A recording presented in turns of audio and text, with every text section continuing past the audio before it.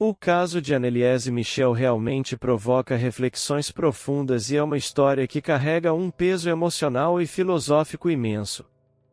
Imagine a luta interna de uma jovem que, desde os 16 anos, enfrentava não apenas problemas de saúde mental e física, mas também o peso de crenças culturais e religiosas que moldaram a forma como sua condição foi tratada.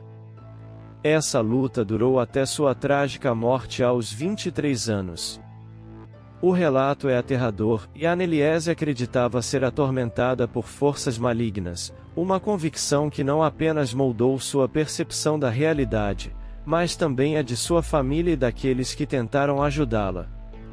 O abandono do tratamento médico, substituído pelas práticas religiosas, levanta questões dolorosas sobre até onde a fé pode e deve ir em casos extremos.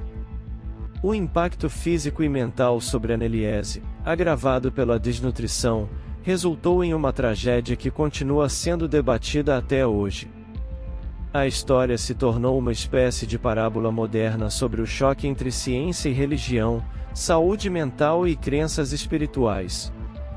Ela nos força a questionar o que poderia ter sido feito de forma diferente. Como equilibrar o respeito pelas crenças religiosas de uma pessoa com a necessidade de cuidados médicos apropriados? A interpretação de eventos como esses, como você bem destacou, é subjetiva. Filmes como O Exorcismo de Emily Rose dramatizam esses episódios, trazendo mais perguntas do que respostas, mas mantendo vivo o interesse por um caso que permanece um mistério sombrio e um lembrete de quão complexos podem ser os limites entre o real e o sobrenatural.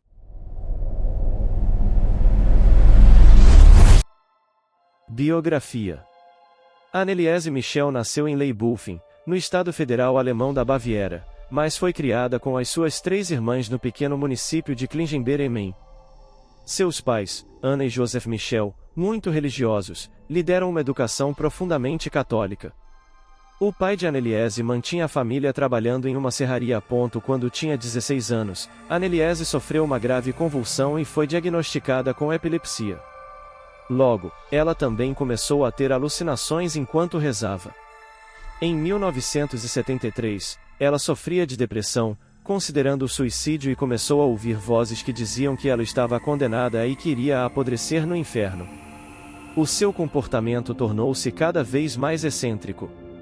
Ela andava nua pela casa, fazia suas necessidades em qualquer lugar, rasgava suas roupas, comia carvão e insetos como moscas e aranhas e chegou a beber sua própria urina.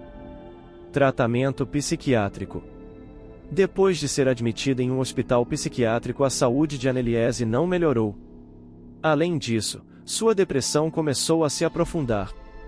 Ela começou a ficar cada vez mais frustrada com a intervenção médica, que não melhorava sua condição. Em longo termo, o tratamento médico não foi bem sucedido, seu estado, incluindo a sua depressão, agravaram-se com o tempo. Tendo centrado toda a sua vida em torno da fé católica, Anneliese começou a atribuir sua condição psiquiátrica à possessão demoníaca. Anneliese tornou-se intolerante a lugares e objetos sagrados, como crucifixos, que contribuiu aos que achavam ser possessão demoníaca. Ao longo do curso dos ritos religiosos, Anneliese sofreu muito. Foram prescritos a ela medicamentos antipsicóticos, que ela pode ou não ter parado de tomar. Em junho de 1970, Anneliese sofreu uma terceira convulsão no hospital psiquiátrico. Neste momento foi prescrito pela primeira vez anticonvulsivantes. O nome desta droga não é conhecido e não trouxe alívio imediato aos sintomas de Anneliese. Ela continuou falando sobre o que ela chamou de faces do diabo, vistas por ela durante vários momentos do dia. Anneliese ficou convencida de que a medicina convencional era de nenhuma ajuda. Acreditando cada vez mais que sua doença era um tipo de distúrbio espiritual, ela recorreu à igreja para que a exorcizassem. Naquele mesmo mês, lhe foi prescrita uma outra droga, a Olep, periciazine, que é uma fenotiazina com propriedades gerais semelhantes às da clorpromazina. Periciazine é usado no tratamento de psicoses diversas, incluindo esquizofrenia e distúrbios de comportamento. Em novembro de 1973, Anneliese iniciou o tratamento com Tegretol, carbamazepina, que é uma droga antiepilética. Anneliese tomou o medicamento com frequência, até pouco antes de sua morte.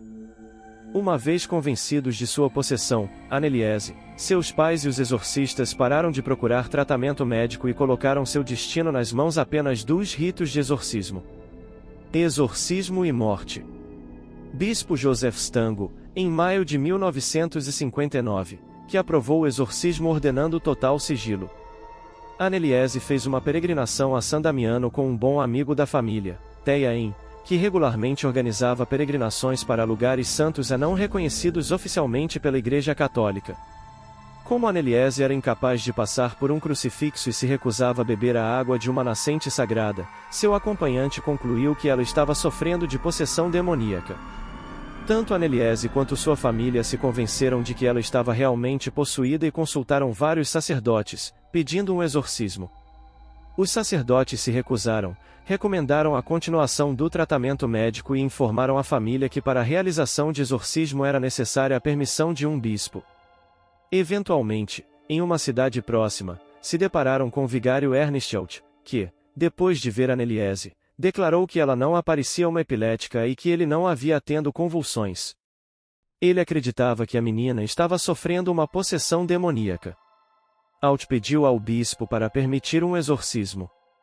Em setembro de 1975, o bispo Joseph Stango concedeu uma permissão ao padre Heinz para exorcizar Anneliese de acordo com o Rituale Romanum de 1614, mas ordenou total sigilo sobre o caso. Heinz realizaram a primeira sessão em 24 de setembro. Uma vez convencidos de sua possessão, Anneliese, seus pais e os exorcistas pararam de procurar tratamento médico e colocaram seu destino nas mãos apenas dos ritos de exorcismo. 67 sessões de exorcismo, uma ou duas por semana, com duração de até 4 horas, foram realizadas durante cerca de 10 meses em 1975 e 1976. Em algum momento, Michel começou a falar cada vez mais sobre a morte para espiar a juventude rebelde do dia e os padres apóstatas da Igreja moderna e se recusou a comer. A pedido da própria Anneliese, os médicos não estavam mais sendo consultados. Em 1º de julho de 1976, Anneliese morreu durante o sono. O relatório da autópsia indicou a causa da morte foi desnutrição e desidratação de quase 1 ano de seminanição, enquanto os rituais de exorcismo eram realizadas. Julgamento. Setembro de 1976. Logo após o falecimento de Anneliese, os padres Ernestelt e Arnold Heinz fizeram o comunicado do óbito às autoridades locais que, imediatamente, abriram inquérito e procederam às investigações preliminares. Os promotores públicos responsabilizaram os 2 padres e os pais de Anneliese de homicídio causado por negligência médica. O bispo Joseph Stango, embora tivesse dado a autorização para o exorcismo, não foi indiciado pela promotoria em virtude de sua idade avançada e seu estado de saúde debilitado, vindo a falecer em 1979. Joseph Stango foi quem consagrou o bispo o padre Joseph Ratzinger, que no futuro se tornaria o Papa Bento XVI. O julgamento do processo, que passou a ser denominado como o caso Klingenberg, em alemão, Fall Klingenberg, iniciou-se em 30 de março de 1978 e despertou grande interesse da opinião pública alemã.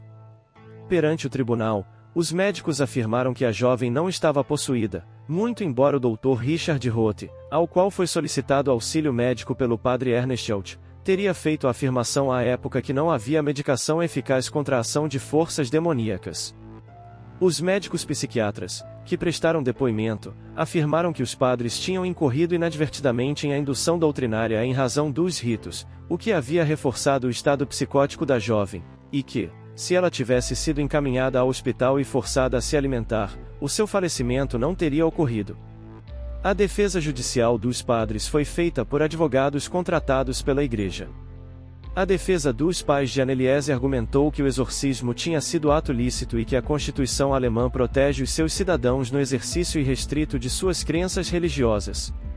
A defesa também recorreu ao conteúdo das fitas gravadas durante as sessões de exorcismo, que foram apresentadas ao Tribunal de Justiça, onde, por diversas vezes, as vozes e os diálogos, muitas vezes perturbadores, dos supostos demônios eram perfeitamente audíveis. Em uma das fitas é possível discernir vozes masculinas de dois supostos demônios discutindo entre si qual deles teria de deixar primeiro o corpo de Anneliese.